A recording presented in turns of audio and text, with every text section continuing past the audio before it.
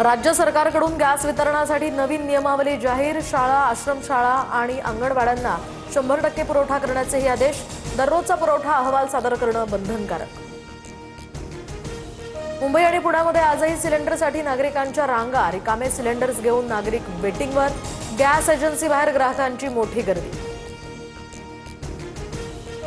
मुंबईतील वरळीमध्ये गॅस सिलेंडरचा काळा बाजार उघड। शिधा वाटप विभागाच्या धाडीत अवैध विक्री करणाऱ्या टोळीचा पर्दाफाश।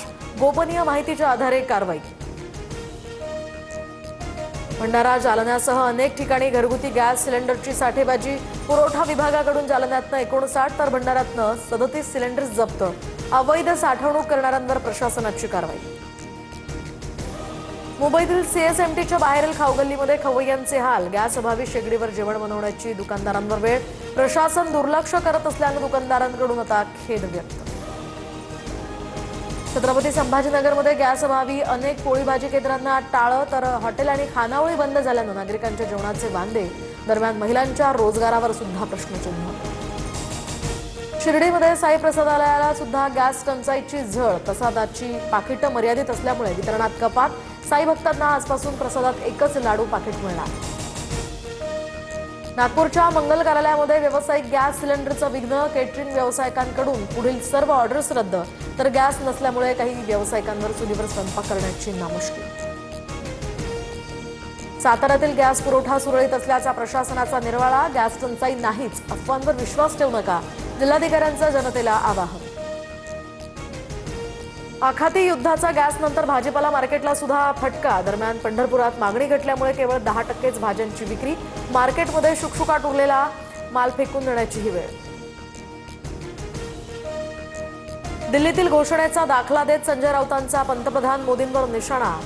नरेंद्रही गायब आणि सिलेंडरही गायब। राऊतांची टीका, तर रोज सकाळी भोंगा वाजवून अफवा पसरवण्याचं काम सुरू। बन यांचा राऊतांवर पलटवार।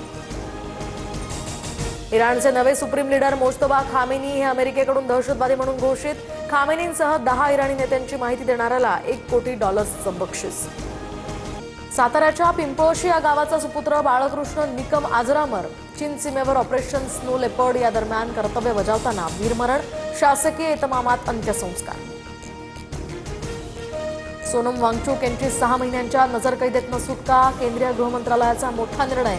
विविध समुदाय, नेते आणि महत्त्वाच्या व्यक्तींशी संवाद साधल्यानंतर हा निर्णय। कोल्हापूरच्या अंबाबाईचं दर्शन 4 दिवस बंद राहणार। संवर्धनासाठी मंदिराचा गाभारा 14 ते 18 मार्च पर्यंत बंद। भाविकांना केवळ उत्सव मूर्तीचं दर्शन मिळणार। पुण्यामध्ये उन्हाचा चटका वाढला। तापमानाचा पारा 37 अंशांवर। उन्हाचा कडाका आणखी वाढण्याची सुद्धा शक्यता। पश्चिम विदर्भावर सुद्धा पाणी टंचाईचं सावट। अप्पर वर्धा धरणामध्ये 57% जलसाठा शिल्लक। बुलढाण्याच्या खडकपूर्णा प्रकल्पामध्ये केवळ 34% साठा। ठाण्याच्या हवा प्रदूषणामध्ये मोठी वाढ। शहरात 25हून अधिक प्रदूषण हॉटस्पॉट, तर हवा गुणवत्ता निर्देशांक 269च्या पार। धूळ आणि धुरामुळे नागरिकांचं आरोग्य धोक्यात।